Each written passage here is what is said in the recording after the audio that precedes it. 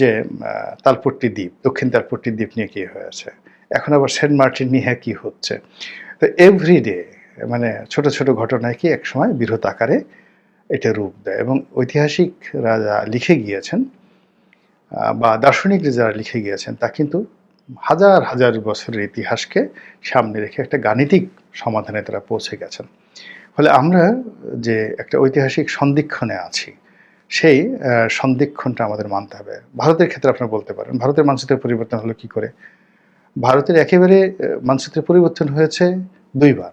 হায়দ্রাবাদকে যখন তারা ইনক্লুড করলো তখন একবার পরিবর্তন হয়েছে, সিকিমকে যখন তারা ইনক্লুড করলো তখন আবার পরিবর্তন হয়েছে। এবং রিসেন্টলি তাদের মানচিত্র পরিবর্তন হয়েছে, আগের দুইবার তারা গ্রহণ করেছে, আর রিসেন্টলি বিশাল অংশ অলমোস্ট প্রায় ৩০-৩৫ হাজার বর্গ কিলোমিটার এলাকা কিন্তু চীন দখল করে নিয়েছে। ফলে এটা ভারতের মানচিত্র থেকে বাদ যাবে।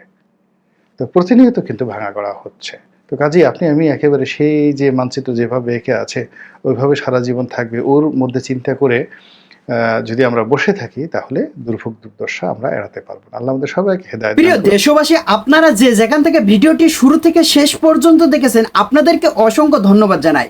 দর্শক, আপনাদেরকে আরেকটা রিকোয়েস্ট করতে চাই, যারা এই ধরনের নিউজ ল্যাব দেখতে পছন্দ করেন দেরি না করে এই চ্যানেলটি সাবস্ক্রাইব করে বেল আইকনটি অল করে দেবেন, তাহলে দেশের সকল আপডেট খবর এবং রাজনৈতিক খবর সবার আগে এক ভিডিওর মাধ্যমে দেখতে পারবেন।